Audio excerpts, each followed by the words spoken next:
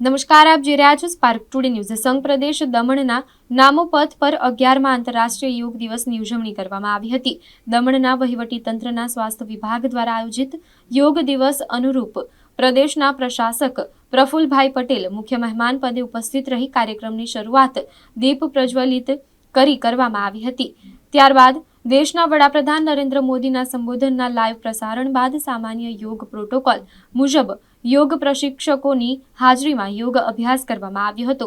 આશરે 3 કિલોમીટરના લાંબા દરિયા કિનારાના નામોપથ પર વહીવટી તંત્રના અધિકારીઓ, વિવિધ કચેરીના વડાઓ, સરકારી કર્મચારીઓ, ચૂંટાયેલા જનપ્રતિનિધિઓ, શાળા કોલેજના વિદ્યાર્થીઓ અને શિક્ષકો, કોસ્ટગાર્ડ, પોલીસ, IRB કર્મચારીઓ અને પ્રદેશના સામાન્ય નાગરિકો મળી આશરે 6000થી વધુ લોકો હાજર રહી યોગ અભ્યાસ કરી આયોજિત કાર્યક્રમને સફળ બનાવ્યો હતો।